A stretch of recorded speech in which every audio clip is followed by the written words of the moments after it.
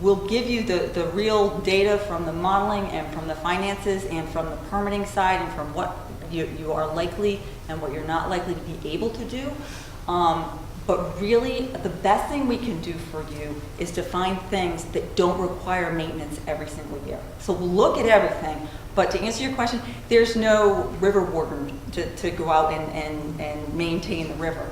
So we have an opportunity now to look at as many different types of things as we can to try and fix the flooding problem and to fix the flow of not only water through your community, but flow of sediment through your community, to keep it from backing up behind the bridge, from keeping it from dumping 6 feet of sediment and clogging up the river. So it's not a great answer for you, but it's certainly something that we know we need to look at. Another point, when I showed the peak flows back through time, back to the 40s and 50s, the Irene dot was way up here. That's because we've never had a storm like that. So you have to keep that in mind, perspective. We never had it. If you didn't get flooded before Irene, it's because we haven't had a storm like that.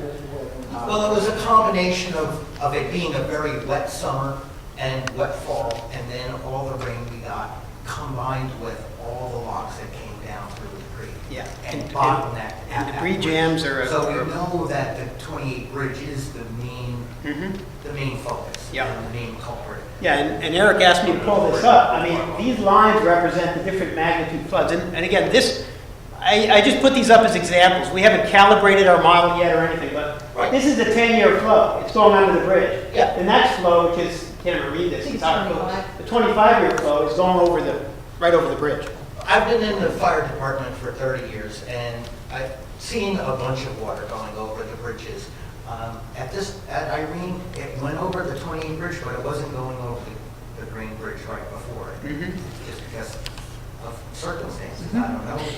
And as the you locks get that, went under the Green Bridge, but not the 28 bridge. and if you do get a narrowing, so those big trees that are floating now might be going through because there's enough area under one bridge, but you get to a constricted bridge and then it just adds worse and worse because now you're stacking it up. So debris management's a big thing. Did you say a different storm topped the?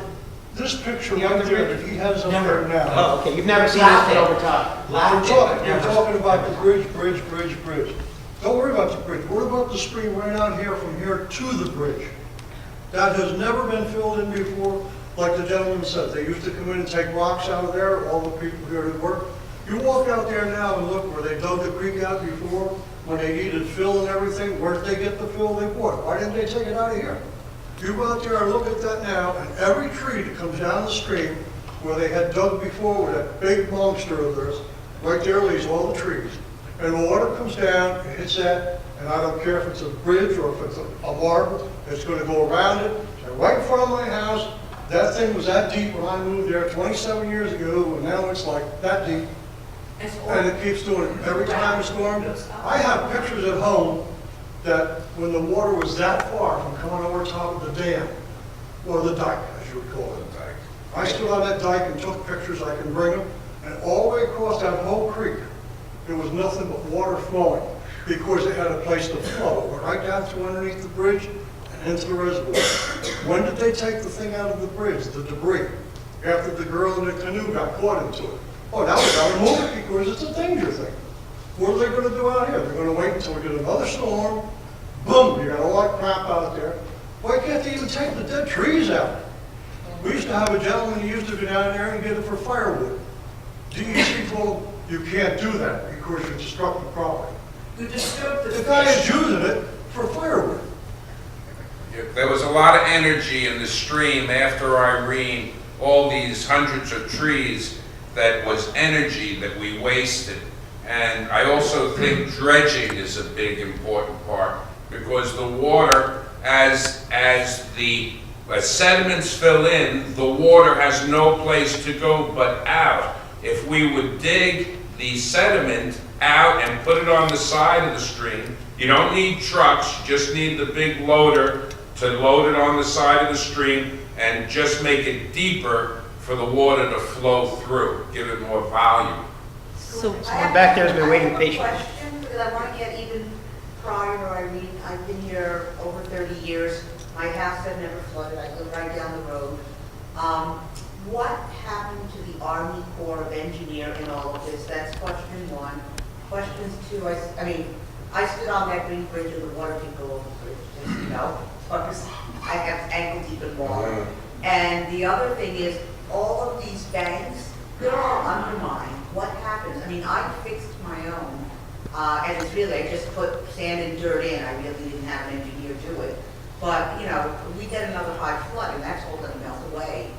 Who really is in charge? And I know you're trying to put it together, but there are multiple layers to all of the issues involved. It's not just dredging and stream management. I mean, I think it goes a little deeper than that.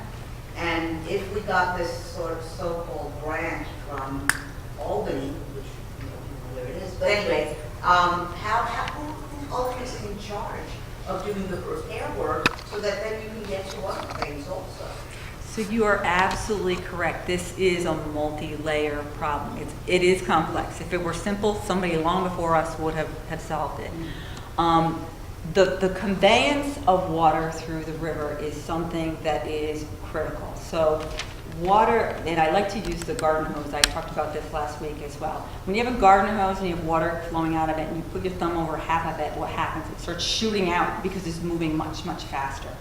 So sediment management is really important in this system because there's a lot of sediment and we have to deal with it, and we can't have choked up rivers that have no place to flow.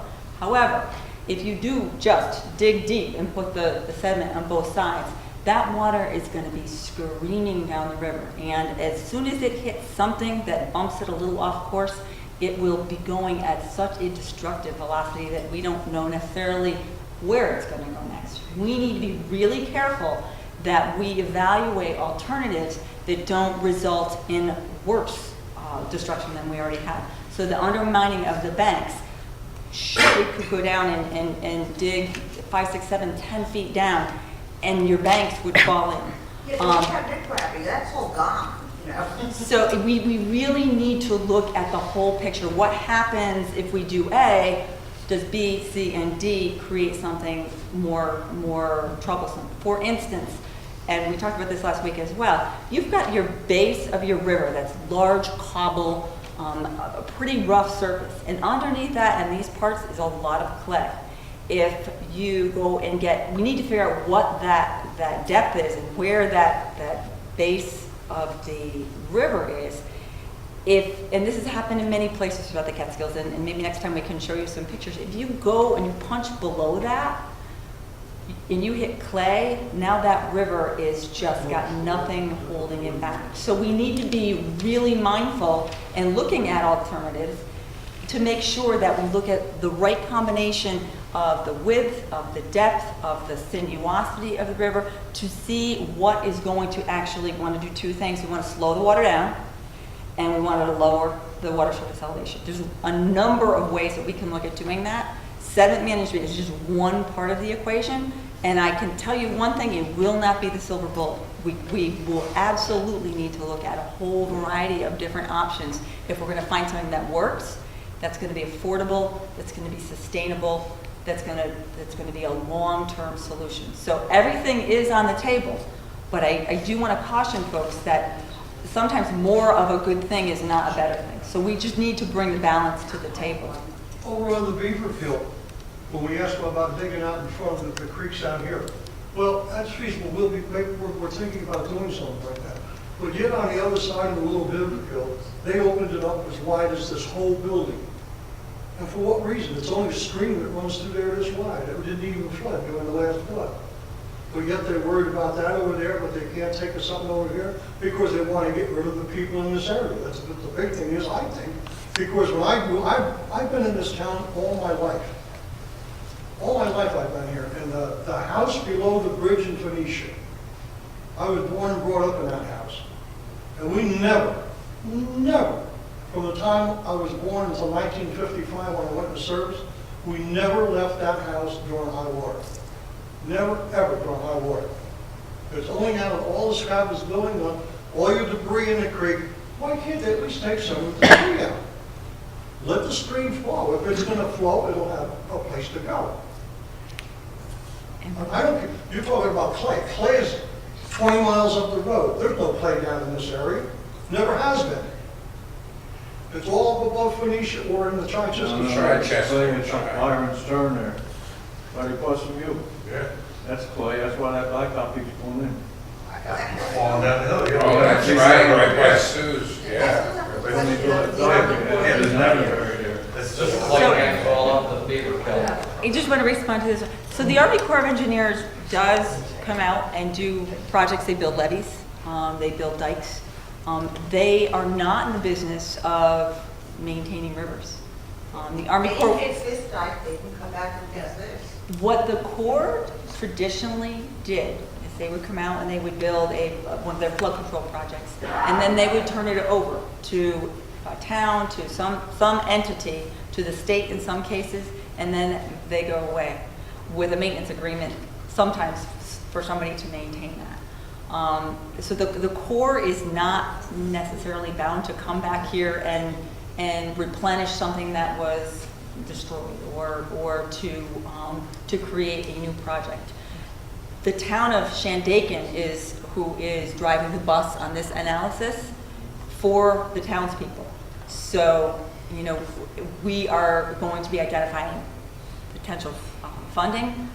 The Army Corps is probably not going to be a part of that equation, but there are a number of other funding sources and a number of other avenues that we will absolutely be looking at. Here's my issue with this, we just spent 8 months with New York Rising, and we've been through all this, and we're going through it all over again. When does it actually become a project? Well, Because now I'm getting off. feel free to shout me out. No. It's a good question because part of the impetus for doing the local flood analysis is so that we can do actual engineering, that we can model the river, that we can come up with solutions. And the New York Rising program, some of it was based, some of the recommendations that came out of it were based upon improving flooding, and some of them were to build a new cell tower. So they were all over. This process is different in that we are only looking at one thing. We're looking at flood mitigation in your community and nothing else. So it's not the same. We will take everything that was done in New York Rising that is helpful to this and we'll bring it along with us. But really this is a very targeted effort to look at how do we reduce flooding in Mount Tremper, how do we reduce flooding in Phoenicia, in concert or independent of what New York Rising generates in terms of projects. Rob put his hand. Yeah, Janine, just try to clarify as many issues as I've heard already and some history. First of all, the New York Rising, yeah, we're just as dismayed as how long this is taking, which you were there, Doris, with Governor Cuomo saying move faster than the speed of government to where this process is not moving much faster. I'll also let you know that we held up on moving forward with the LFA process at the behest of the New York Rising people. So we kind of didn't apply for the LFA because we were waiting to see what New York Rising was going to come up with. And when that wasn't moving forward, we jumped into the LFA. Do you have an overhead of Mount Tremper? Like a, Yeah. So the story goes, and Eric and I were at a meeting in Martinville. When we get to it.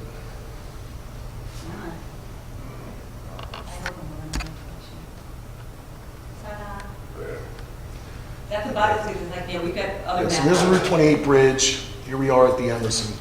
And I know a number of you, Eileen and a number of others, live next to these levees. So the story goes that back in 1950s, a large flood came through. The Army Corps, in conjunction with the DEC, built these levee systems. When we talked to DEC engineers 2 years ago, 3 years ago, stream management people, they said what the idea was is, first off, know that back in 1950 there were no flood maps. So they didn't have 100-year flood elevation, 75-year. They just went by what the water level was at that time. So they built these levees to try to contain it following that flood, which was, according to the graph, about a 25 to 50-year storm, somewhere in that area. What they then did is they created a levee system on each bank. Basically, the idea being, or the principle from what we heard, was bouncing it from one embankment to the other embankment to the other embankment to get it through. Basically saying, we know the water's going to swell up on this side by Eileen's house, then come back against the Emerson Resort, and then it's going to bounce against the corner to go under what is now the Route 28 bridge. We've absolutely identified that this bridge is a pinch point. But also know that the relief, what happened was, as Lee pointed out, it broke through the levee over here, right behind this place, and gave relief to that water, gave some relief, but still bottlenecked by Route 28 and the Route 28 bridge. So it did have some relief by getting into the floodplain and accessing the floodplain that it was actually cut off from by the DEC and the Army Corps of Engineers. Now, following Irene, we had multiple arguments with the DEC because, as Janine pointed out, when the Army Corps built these things, they gave the DEC the maintenance agreement.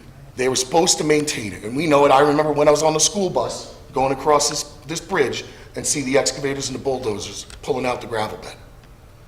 Somewhere in the 80s, the DEC abandoned that maintenance and just said, we're not going to do it anymore. It's not beneficial for us. So that's one of the points we're trying to make is, yes, sediment management is important to us. It is part and parcel of this. But we also have to recognize that they built those levees to the 50-year flood level. They recognized that that wasn't built to 100-year flood levels, so it's not intended to diminish the 100-year flood level. Army Corps Engineers is not going to come in and re-engineer these things. Again, they're working on levees and dikes still in New Orleans from Katrina and stuff beyond that from before that. So yes, you're all right, but know a little bit of the history here, and we have to regain access. We have to get the sediment removed somehow or manage it somehow, and this Route 28 bridge is an absolute pinch point on that bridge, slowing down the water, dropping all the sediments. Again, we recognize that that bridge didn't overtop here, but again, I'll say that it didn't overtop this the old Green Bridge here, because it had relief going around the Green Bridge, basically. So. Right out here in this stream where the middle is built up, is where they dug, when they come up here to dig out the thing. That's where it starts in, and then there's a thing that comes right around, and the water goes both sides of it. And right where the peak of that starts is where the water come up over top of the bank, because the water had no place to go, it had to come around that, and people can't say, well, no, the water will go where it's supposed to flow, because it came right over, right in my front door, right over top of the dike, right in front of our house. Boom! And that's what did it. It had no place to go, it had to go around it. We had an Around it, almost identical situation in Shandaken by Route 42, where they have the same thing. They have a control mechanism there, where actually Bob Jones owned a parcel adjacent to Route 28. The stream used to make a 90-degree turn right there. Oh, I know how the chain came out. And then it blew through the levee by Randy's house, blew through the levee and flooded all those homes there because of the velocity of the stream coming through there. But then it also cut off, it deposited a huge amount of sediment in the old channel and cut a new channel, and now it's going at a harder 90-degree angle, which is something, again, we're going to go into Shandaken, we hope, after Phoenicia and Mount Tremper, we're going to have to study Shandaken and Alvria. Because, again, same situations. It's all over town. In 1996, they did raise this levee a foot. We had a big flood, and the Army Corps did come and do stream management. They cleaned it up. Was it Army Corps or DEC? And they, well, either one, I really don't know. But they did raise that levee a foot, and they had also cleaned it all out, and then after that, they stopped. I can tell you, again, Eileen, I know before your parents, it was a constant email barrage from her father, even with the DEC, when I first started, and trying to get the topsoil replaced on the boulders that were still existing on that levee along Plank Road. And the DEC was like, we're not going to put any dirt back. And then the whole thing blew up, and they said, we're not putting anything back. And so it's really on the plate of the DEC to respond and say, you know, why? Why did you decide to abandon this at the time you did? The other thing is that when you start getting those sorts of things eroding, now you've got all that more sediment coming into the system. And it's the high velocity water that is going to move all of that sediment. It hits something like Route 28 where water slows down and boom, it'll settle right out. So part of this too is trying to figure out how to slow the velocity so you're not getting that kind of erosion and getting a constant source of sediment to your stream. And let me add too that know that the DEC loves facts. They love science. Not sugaring science, I'm just saying that they love those things. So again, the point here tonight is that to sit down, mark up the map, and that's why I said I appreciate each and every one of you being here who have the knowledge of knowing exactly what transpired during Irene or what transpired after or even before. So we can mark up the maps, look at it, have these folks take a scientific model, create the scientific model, to go to the DEC and say, look, this is what's happening. These people are pointing it out, and you're just not listening because they don't have the computer modeling technology. They do. This is what worked for us in Phoenicia on the Stony Clove. This is exactly what happened. Malone and McBroom came in, and it was right after Irene. Eric and I are standing there in the command post, and DEC walked in, and they would basically give them whatever permit, because we had proven it time and time and time again. Beck was there at the meetings as well, that this was beneficial for the community of Phoenicia. So it was a real tug and tussle with the DEC to get them to agree to this, but it does take a lot of science behind it to prove your fact that you're going to get done what's going to occur, and do it feasibly as well. That's the other point. Well, they dredged that, right, by Phoenicia, that stream. Well, we that modified they the channel. maintained. Let's correct that. We modified the channel. We did not dredge. They don't like the term. Modified. Dredge is So bad, it's bad modified dredging. more. Stream modification. There's two things. When we met with the folks in Phoenicia last week, we've got aerial photographs here. We have a pile of Sharpie markers, and people came up and we circled their homes and they said, this is what happened here, this is what happened there. It was really, really helpful for us.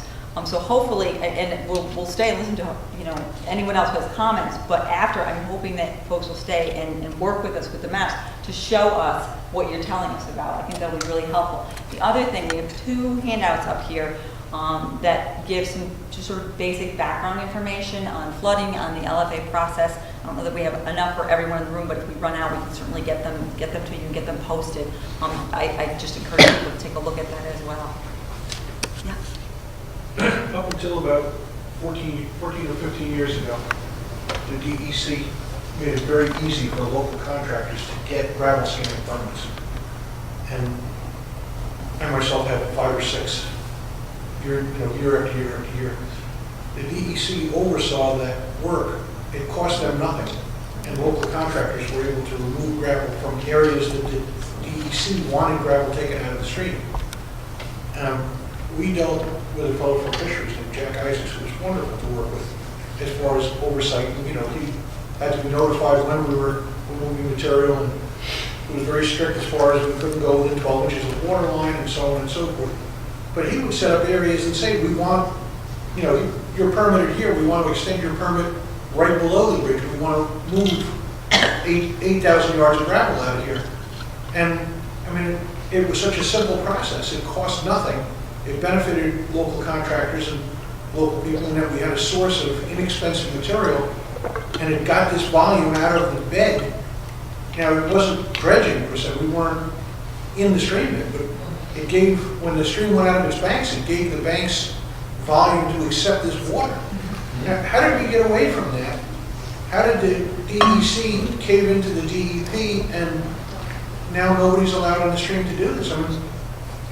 Before Jack retired, he said to me, you won't see that again in your lifetime. You'll never see that because the DEP has them hamstrung. So how did this happen? How did we let this happen? So there are some areas where we've got development that goes right up to the stream bank, and you certainly aren't going to start tearing people's houses down to make, deeper floodplain. But there are other places when you've got the portion of the creek that's normally flowing with water, and then immediately adjacent to it, we have the opportunity to take that high floodplain and take it down. Now, we're not in the river. Now I'm talking next to the river on the banks, and we can actually bring that down. What that does in a flood is the water comes up, and instead of backing up behind bridges and jamming up with debris, it can go over and deposit in the floodplain, and it actually does give it some buffer. Part of what's happened, just because we as humans have done this for a century, is we've built up next to our rivers. And so it makes it a lot more challenging to define places where we can let the sediment drop out, where you can see, there's a foot over here on the bank and take that out. I will tell you, it is very, very difficult to get permits to get sediment out of the river. That's a reality. There are some times when you need to remove sediment from a stream, but there has been such widespread sort of irresponsible dredging done in places that it has really become a very big issue, because when you dredge without doing it in a manner where you're not going to, I'll call it unravel the stream, you can have very, very severe consequences for erosion, for bank caving, for all kinds of other things. So it's really difficult to just go in there and do what was allowed in the 1970s. We need to look at places that we can do things that are permittable and that are maintainable.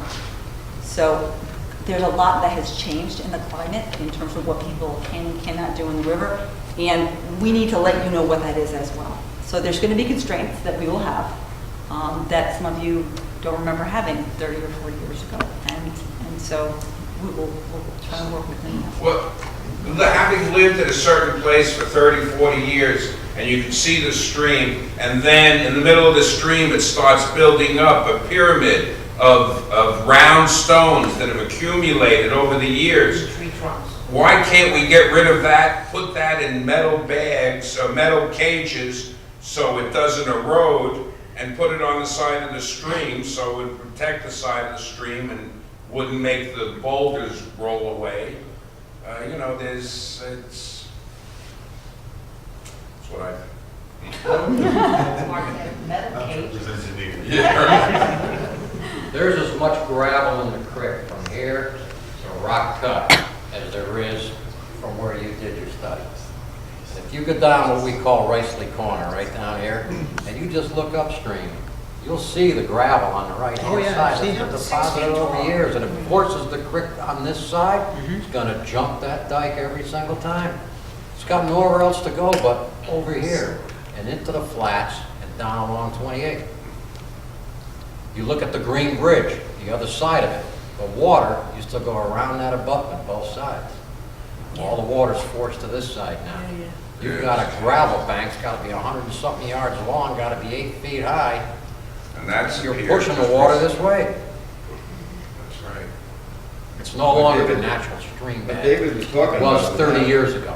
30 or 40 years ago. He was talking in late 1990s into 2000, so it's not 1970s work that they were doing, by permit. And you were talking before about it being a maintenance problem. The contractors went in on their own and took it out of there. There was no cost to the state, there was no cost to the town or county or DEC, Yeah. other than to issue the permits and a little bit of oversight. We were told because it disturbs the fish. Well, like David said, That's what we were told. they were not in the water per se. They were required to stay 12 inches above the water line. And they took There out was water built. one state employee involved in this for oversight. And all the contractors were aware that, these were the terms of your permit. He was very strict about it. It was all, done above board. But, there were always a half a dozen areas, like right down here on the dike in Mount Tremper, that it always accumulated gravel, and it was a maintenance thing. Contractors went in, took all that gravel out. All of Pine Lane was built with that gravel. Every septic field in that area was built with that gravel. We figured in 1987, the cost of moving that gravel out of the stream was $1 a yard. That was our actual out-of-pocket cost when we were building roads with that gravel. Now, it was a boon to local contractors. The whole local economy was helped by this resource. And once that was cut off, and again, they told us, you'll never see that again because the DEP is hamstringing the DEC to the point where they will not allow it. So we need to look at why that happened and what can be done to reverse that. Because, the contractors that were doing this at the time were all still in business. They'd be thrilled to get in there and get that material. One thing that would be really helpful as we move through this process, I know a number of you have said, I remember staying there, I remember seeing this, I remember when this happened, photographs, recounting of things that happened in certain places as you remember it in certain times, would be very helpful for us as we move forward. We'll make sure that people have a way of getting information to us. If you have it and you would like to, beyond tonight, beyond the meetings that we have, I think it would be very, very helpful for us to hear from you and to understand where things were happening. And we will, I give you my word, we will go back and we will do our homework and we will look at every iteration of how these rivers interact and what can possibly be done to improve the situation.